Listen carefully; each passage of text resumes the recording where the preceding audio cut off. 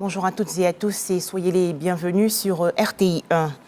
Lutte contre la criminalité économique et financière en Côte d'Ivoire. Le pays s'est doté en 2022 d'une agence de gestion et de recouvrement des avoirs criminels.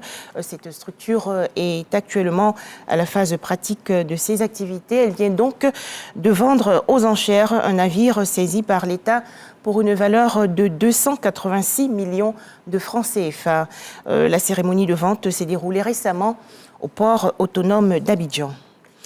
Célébration de la semaine à l'Open Government Partnership, l'OGP, une initiative lancée en 2011 pour instaurer un modèle unique de collaboration entre l'administration, la société civile et le secteur privé.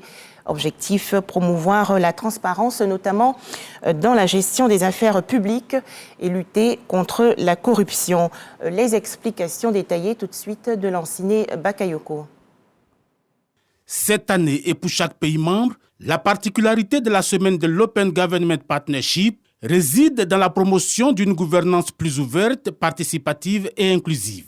Il s'agira de s'assurer tout au long de cette semaine d'approfondir avec les groupes représentatifs de la société, en l'occurrence la jeunesse, les élus locaux, les organisations de la société civile et du secteur privé, leur implication dans le processus de co-création afin d'améliorer la participation citoyenne. 2023 étant consacré année de la jeunesse par le président de la République Alassane Ouattara, ce mode de gouvernance se positionne comme une opportunité qui permettra à long terme d'apporter des réponses précises aux besoins des jeunes et par-delà d'améliorer l'indice de développement. J'invite tous les acteurs de l'EGP à renforcer leur engagement afin de parvenir à des résultats encore plus probants, car c'est avec les efforts conjugués que nous relèverons les défis de la bonne gouvernance.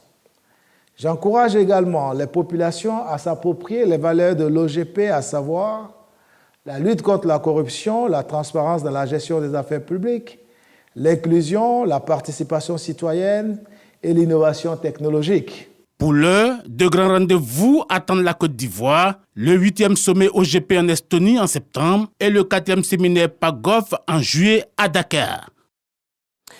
Dans l'actualité nationale également, la visite des chantiers de construction de l'unité de transformation de noix de cajou et de la centrale solaire de Boundiali dans la région nord par le ministre de la Construction, du Logement et de l'Urbanisme.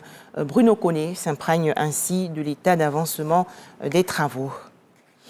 L'actualité au Mali, où après des associations religieuses, ce sont des politiques qui ont réagi hier à l'annonce officielle du 18 juin prochain pour le référendum sur le nouveau projet de construction.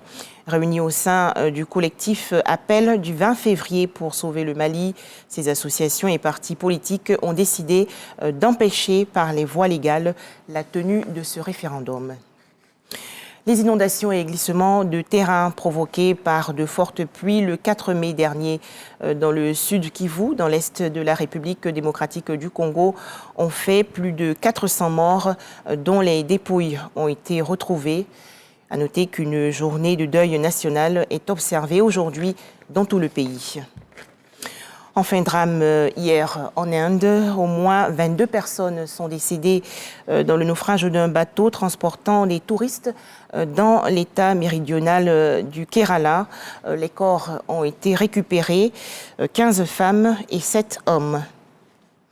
Voilà, merci de nous avoir suivis à 13h, le journal de RTI 1.